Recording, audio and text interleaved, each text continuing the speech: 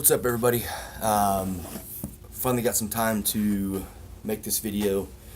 This is basically to expand upon the conversation that we had at West a couple weeks back, where we were talking over the growth equation and discussing intensity, recovery, training splits, how to manage all that stuff. So here we are going to review kind of the general outline of what was discussed on that day.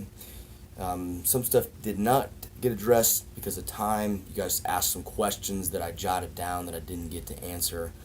I'll answer those to the best of my ability as well. Okay, so the video will be a little bit long as we dive into some of this stuff. So the growth equation. The growth equation is stress plus rest equals growth. We want to look at the two equal components as being necessary for maximum performance. Your body absolutely needs stress, and then it needs rest in order to adapt and grow. All right. So, what this means for a CrossFit athlete is the way we'll approach this. We need periods of high intensity, periods of low intensity, and we need periods of 100% rest in order to reach our full potential. The tough part is finding the balance between those things, and the even tougher part is that the balance between these things is different for everyone. But you need all of those components: high intensity and periods of high stress, periods of lower intensity, consistently lower stress, and then periods of total and 100% rest, all imperative for maximum potential. So we start to talk about periods of high intensity. What we're really after with high intensity on a consistent daily basis in training is immersion in training. And we talked about this a little bit on that day. Immersion in training simply means that I'm going to focus my mind and my body 100% on training. For that window of time, I'm going to be disconnected from everything else. I'm going to unplug my brain from all the other things that are pulling from my energy and my willpower, and I'm going to connect in to my training 100%. Your physical effort might be different from day to day based on how you feel, but what is always there and what always equals intensity is being 100% locked in and removed of distractions, immersed in training. We talked about a way to accomplish this is before your training session, take 5 minutes, close your eyes in a quiet place if possible, and deep breathing and self-talk. I think I'm going to focus 100% on my training. I'm eliminating distractions. Visualize your workout during this time and executing the different details of it. The second piece of this, incubation and rest. So what I have to learn to do is when I'm not training, I'm going to remove myself completely from the training stimulus. And I'm going to incubate myself in rest. I'm 100% invested in rest and relaxation. Okay? Now, this may be that you're immersing yourself in a different portion of your life, which may not feel like rest, but it's just disconnecting from training. So when you're home, you're home. When you're at work, you're at work. When you're training, so on. I'm incubating myself in rest. I'm disconnecting from the training stimulus 100% so that the next time that I show up to train, I can plug in 100% again. This is a far more effective approach than being halfway plugged in at all times. Half-assed training session, half-assed rest. Half-assed training session, half-assed rest. What happens here is you get caught in a cycle of the same thing and you just stay at the same level at all times. There's never enough stress. There's never enough rest, equaling no progress. All right? So let's talk about stress first. How much stress and how do I achieve the right amount of stress to progress without overdoing it? So we want the vast majority of stress to be in the Goldilocks zone. great way to describe this is each training session should be a just manageable task. It's right on the brink of resistance, meaning that it's extremely tough, it's hard, it pushes you, it's mentally taxing, but it's within reason, it's within the confines of your own ability. Past the Goldilocks zone, so if my line goes like this, up here are those tasks that are not manageable. They're unreasonable for where your current skill level or your conditioning level is. Those tasks bring too much anxiety and nervousness and frustration on a consistent basis. We need them sometimes. We'll talk more about that. But most daily training sessions in the Goldilocks zone. Below the Goldilocks zone is low effort, right? Meaning that I give myself tasks that require no hard focus. My physical effort is not very demanding. This is okay for maybe like an active recovery session or something like that if you're charging yourself back up, but none of your productive training sessions should be here, okay?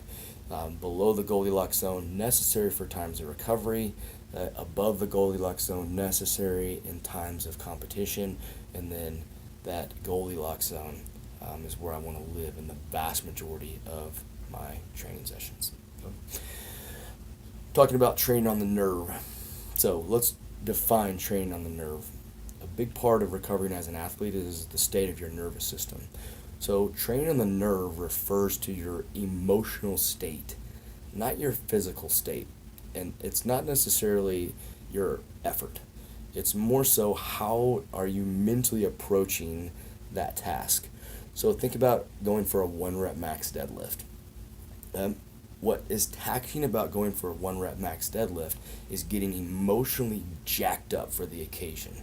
Investing so much mental and emotional energy into that single effort is what is so expensive to recover from. It's not the actual pulling of the weight itself. So training on the nerve is when you're getting emotionally jacked up and so wrapped up and wound up that it becomes something that taxes your body maximally. And this is what we want to do on rare occasions and only when absolutely needed in the confines of actual competition. I'm not talking about class competition. I'm talking about actual competition. When it's time to call upon the demons, right, to do this 1 rep max effort or to give your best in this assault bike sprint, whatever it may be. When it's time to call the demons, that's when it's time to be on the nerve, and that nerve will be extremely powerful if you save it for the right time. If you overuse it, it will not have its power when the time is right, and you're going to be overtraining because of your emotional state. So training off the nerve doesn't mean lack of intensity. What it means is that you're calm and focused and giving effort in that fashion. You're not emotionally wrapped up in the process. All right? So training off the nerve is what we want.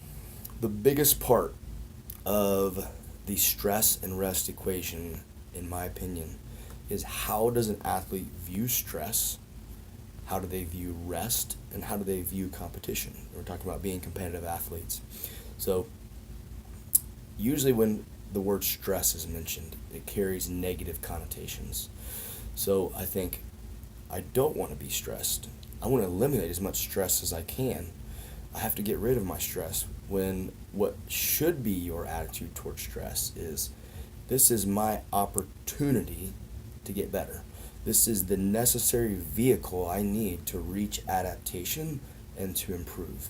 I'm excited about the opportunity to experience stress. It's my opportunity. It's my opportunity to get better. It's my opportunity to get better. Okay? The same thing with rest. Oftentimes with rest there comes guilt and anxiety of you should be doing more. What should be the feeling towards rest is, this is my opportunity to charge myself back up, to recuperate, recover, so that I can get better when I step into the gym the next time. I shouldn't be doing more.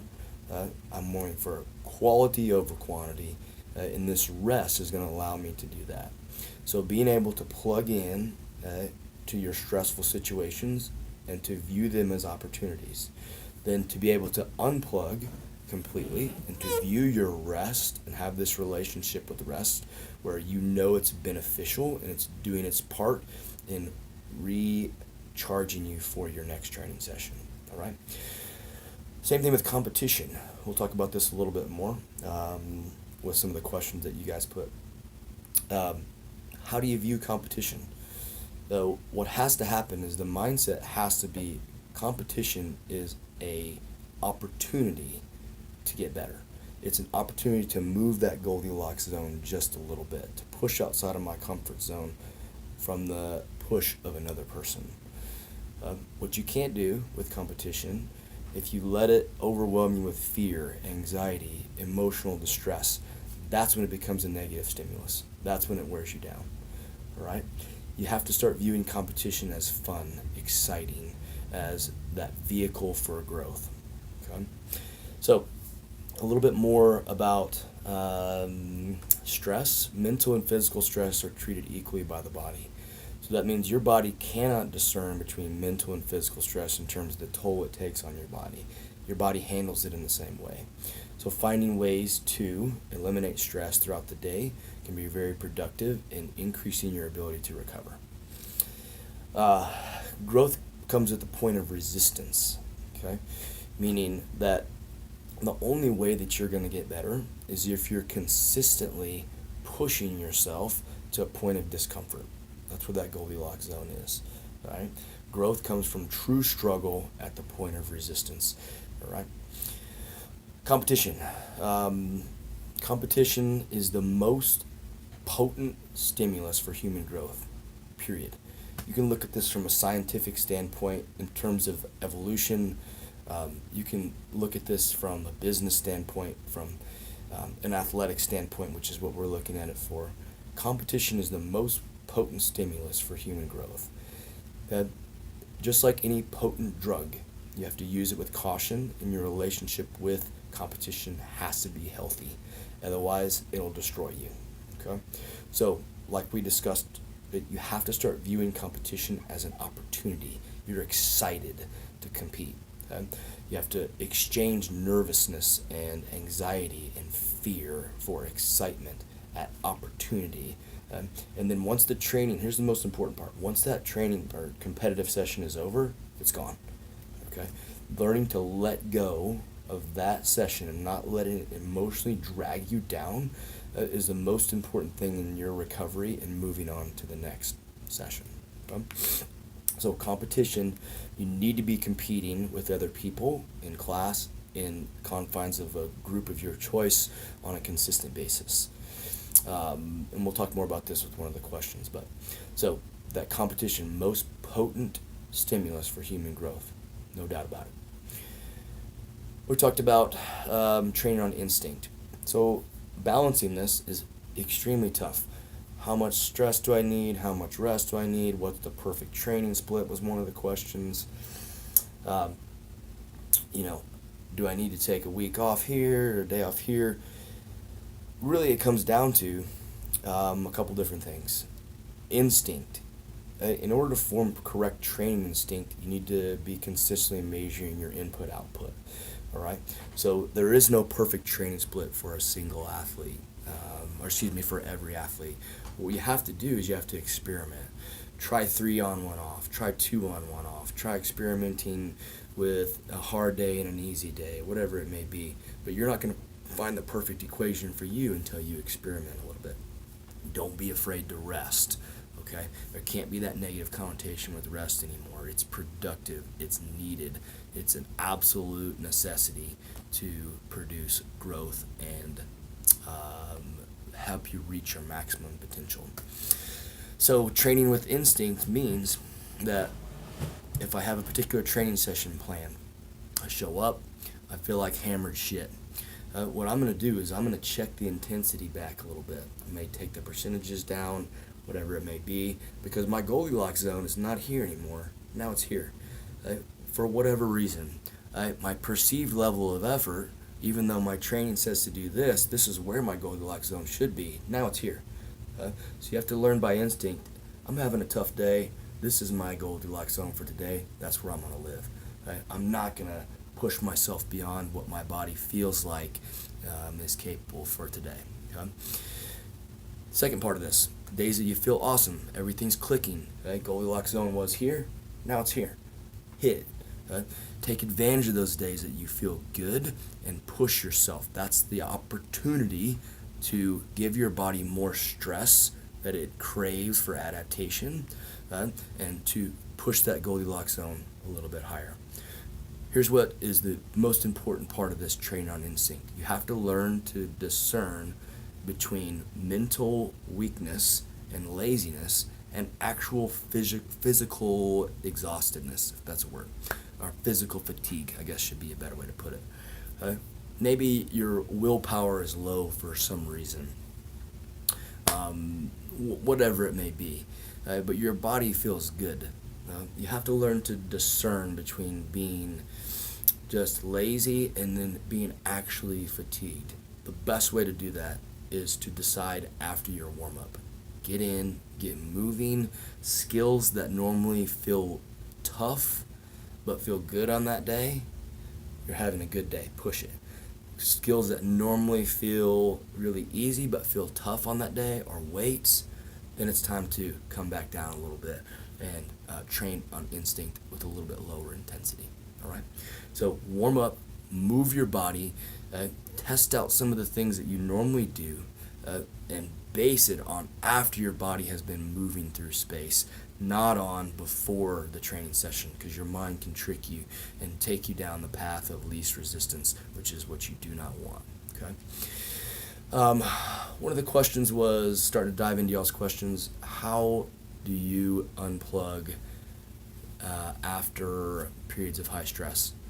I've struggled with this my whole life, and sleep has been an issue for me, so you guys know that this is stuff that I'm working through as well. What helps me, especially as of late, with a lot more tasks on my plate, is I'm trying to be a minimalist, not a maximalist.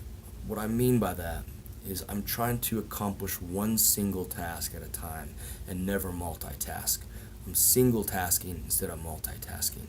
So I'm going to try and immerse myself in a single task, accomplish that task, and then move on. What this seems to help me do is at the end of the day, my brain hasn't been all over the place. It's been here, and then when I arrive at home, ideally my mind is just here, and that's where I want to stay. It's a little bit easier to turn off if I haven't been multitasking all day. Single task, now I'm home, now it's time to turn on the rest and recover button. Okay, so that's my kind of single tidbit for how to unplug. It really depends on how you handle things throughout the day. We're talking about recovery and sleep and nutrition. So we can't have a conversation about how are you recovering between workouts, what's the correct amount of volume, what's the correct level of intensity if you're not dialing in your sleep and nutrition. So if those things have not been addressed, all the other stuff is null and void. We can't even have those conversations yet. If you're not putting effort into getting 7 hours of sleep per night, and at least putting some attention to planning and detailing your nutrition, then the other stuff doesn't really matter right now. What has to happen is you have to focus on those two aspects first. Then we can make an accurate assessment of how your body can recover once it's given the necessary tools, and then we can start to dial this in, dial this back, and so on, and move those training dials a little bit to kind of find the perfect balance for you. Okay, so sleep and nutrition are absolutely the first things you need to look at if you're not recovering between workouts. We had a question on shift work. What do I do if I can't get 7 hours of sleep a night? So my advice to you would be to try and sleep the same amount of time as a normal person. You're just going to have to do it in broken chunks. So if you can get long chunks, 6 to 8 hours at a time, even 10 hours, do it. Okay? And then you're going to have to take naps. But your goal is to accumulate 40 hours of sleep per week in whatever means necessary. Is that ideal? No. But is it necessary for you? Yes. Chase asked about nutrition. It's impossible to address nutrition without taking this video up to 2 hours. So we're going to leave nutrition on the table, and we'll have a couple of nutrition seminars over the next few months, and hopefully those ideas will be addressed. There was a question about individualized training. So how valuable is individualized training? Should I be making the move to an individual training protocol? So there's definitely a direction. The direction the sport is taking a little bit is going towards individualized training, and I believe that to some degree, if you're going to reach the top level, you definitely need an individualized program of some sort. I do also believe strongly that you should be training in a group with other people, whether this is in the confines of class or if this is in the confines of a group of your choice. Okay? We already talked about competition being the most potent stimulus for human growth, with the most important aspect being how you mentally approach competition and your relationship with it. But if you look at all the other sports, let's take this outside of CrossFit, it's impossible to find people that are at the top of their game and are really pushing the limits of what that sport is without them training with other people. The plain fact is that savages train with other savages. That's just the way it is. And that, using these cliches, iron sharpens iron. That when I'm surrounding myself with people that are going to push me, then I'm without a doubt going to get better. It's all in how I approach that competition that makes it healthy or makes it detrimental. Okay? Now, let this be said. There are those that train alone and that see much better results from training alone. They've experimented, they've done the group thing, and what they've found is that they maximize their training potential by training alone. And I'm totally behind that and understand that. I think they're outliers, though. I think that most people thrive in the confines of a group, which is why I suggest people doing group workouts at least 3 to 4 days a week, and then adding in the individualized stuff on top of that. Your best opportunity for growth is going to come in those group-based workouts when you're going to be pushed a little bit outside of your comfort zone. Okay? Now, there's definitely a difference between training and competition and all this stuff, but to be able to push yourself on a consistent basis in the confines of a group is absolutely necessary for growth for most people. All right? The way I think about it is, if I were to go back to like a football practice, and if I were to say to myself, man, I had a tough day yesterday, I'm not going to compete today in practice, man, I'm going to get my ass ran over. Or if I'm a wrestler and we're drilling, I say, I'm not competing today, I'm going to get my ass pinned, and so on. So competition breeds success.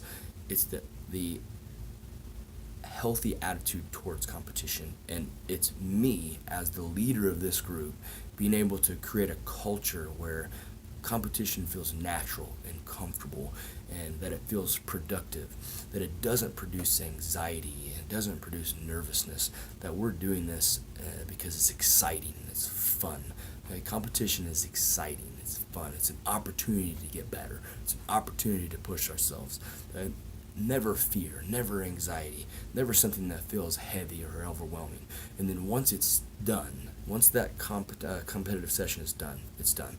It's gone. It's never to be seen or revisited again. We're moving on to the next. We're resting, recovering, and we're ready to compete the next time. All right? So individualized training.